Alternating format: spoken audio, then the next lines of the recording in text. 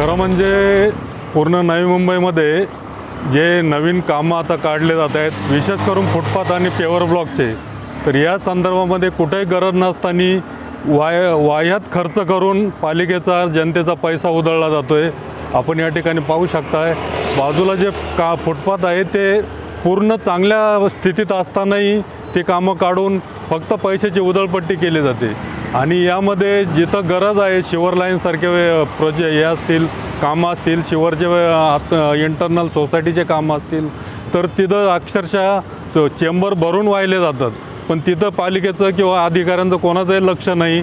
फक्त पैसा लाटण्याचं एकमेव साधन हे फुटपाथचा एक मोठा प्रोजेक्ट यामध्ये चालू आहे नवी मुंबईमध्ये, आणि हे कुठंतरी थांबायला पाहिजे आणि हाच पैसा चांगल्या कामासाठी, गरजेच्या कामासाठी वापरला जायला पाहिजे असं मला वाटतं। आपल्याला कल्पना आहे, आपल्या सेक्टर 15 मधल्या साईबाबा प्लाझा मार्केट समोर असेल किंवा रस्त्याच्या दुतर्फा सिडकोनी जे पदपथ निर्माण केले होते, ते पदपथ हेवी ड्युटी गटर लाईन बनवायसाठी, म्हणजे पावसाळी पाणी वाहून जाण्यासाठीचं जे गटर लाईन आहे, अजिबात गरज नसताना ती कामं की या 10 वर्षात जवळजवळ 2दा झालेली आहेत। एकदा हेवी ड्युटी बनवत आहेत, स्लॅब टाकत आहेत, त्याच्यावरती पेवर ब्लॉक बसवत आहेत। आत्तासुद्धा पेवर ब्लॉक अतिशय सुस्थितीत असताना पुन्हा त्या फुटपाथवरती स्टॅम्प कॉन्क्रीटचं काम काढून त्या कामाच्या माध्यमातून, म्हणजे बजेट असेल तुमचं 2-2.5 लाखाचं, पण त्या कामामध्ये जवळजवळ 1-2 कोटी रुपयाचे टेंडर करून सगळ्यांची मिलीभगत, म्हणजे प्रशासनातले अधिकारी, इथले माजी नगरसेवक, हे सगळ्या लोकांची ही जी गोल्डन चेन तयार झालेली आहे, ही जनतेने कररूपाने भरलेला प्रॉपर्टी टॅक्स असेल, ह्या सगळ्या पैशाचा, नवी मुंबई महानगरपालिकेच्या जनतेच्या पैशाचा अशा प्रकारे इथे लूटपाट चालू आहे, काही गरज नसताना। मी प्रत्यक्ष मगाशी तुम्हाला माझं पत्र दाखवलं ह्या सगळ्या कामाबद्दल। अहो एवढंच कशाला, जो ऐरोली मुलुंड ब्रिजवरनं जो काटाईचा हा एलिव्हेटेड रोड होतोय, त्या रस्त्याच्या खाली असणारे रस्त्यामधले दुभाजक असतील, तिथले स्ट्रीट लाईट असतील, तिथले पदपथ असतील, ही सुद्धा कामं ते काम करताना सगळी बाधित झालेली आहेत। खरं तर आपल्या कंत्राटामध्ये सगळ्या टर्म्स कंडिशन बघितल्या तर एलिव्हेटेड रोडचं जो काम कंत्राटदार करतोय जे कुमार अँड कंपनी, खरं तर ती बाधित झालेली कामं त्याच्याकडनं करून घेणं गरजेचं आहे। तरीसुद्धा इथले स्थानिक नगरसेवक, इथल्या स्थानिक आमदारांचा रेफरन्स देऊन त्या रस्त्याच्या खालचं अजून, म्हणजे तो एलिव्हेटेड रोड पूर्ण व्हायचा आहे तोपर्यंत त्या रस्त्याचं कॉन्क्रीटीकरण करण्यात यावं अशा प्रकारची हास्यास्पद मागणी करतायत।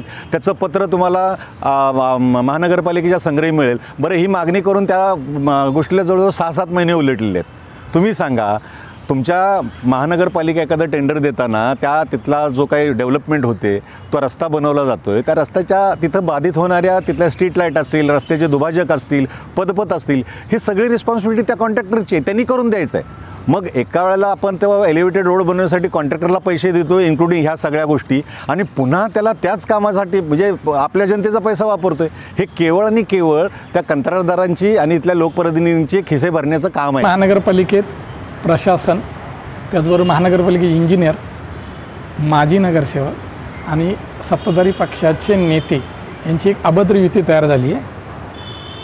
आयुक्तांवरती दबाव टाकून आपल्या विभागातील किंवा आजूबाजूच्या परिसरातील खोटी विकास कामं काढायची आणि कंत्राटदार, माजी नगरसेवक व पक्षाच्या लोकांना सगळ्यांना 2 पैसे मिळवून द्यायचे, हा प्रकार चालू आहे। त्याचं उदाहरण द्यायचं म्हणजे एकदम छान उदाहरण आहे। सेक्टर 15 ऐरोली या ठिकाणी दक्षिणा सोसायटीच्या कोपऱ्यापासून तर फायर ब्रिगेडपासून लेवा पाटीदारचा हॉल या ठिकाणी 70 लाख रुपयापेक्षा जास्त स्टॅम्प कॉन्क्रीटचं काम काढलं आहे। MSEB ऑफिस सेक्टर 15 पासून सरळ कडेने पुढे चालत गेल्यानंतर रिलायन्स मार्टपर्यंत काम काढले, त्या ठिकाणी जवळजवळ 58 लाख प्लसचं विकास काम काढले। विकास काम म्हणजे खोटंच काम आहे, हे विकास काम फक्त शब्द गोल गोल।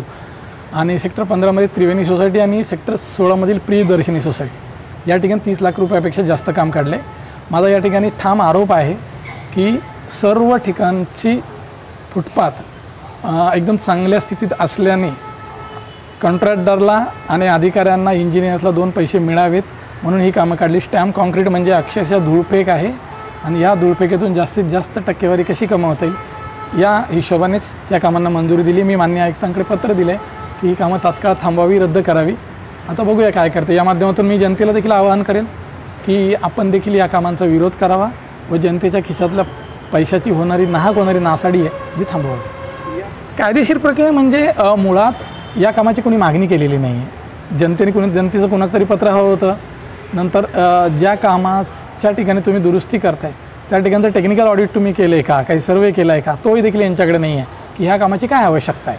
याचं तुम्ही टेक्निकल स्टडी केला पाहिजे की त्या फुटपाथची स्ट्रेंथ गेलेली आहे किंवा आजूबाजूच्या परिसरातील लोकांनी मागणी केली की खराब झालं हे दुरुस्त करा, असं काही नाही आहे.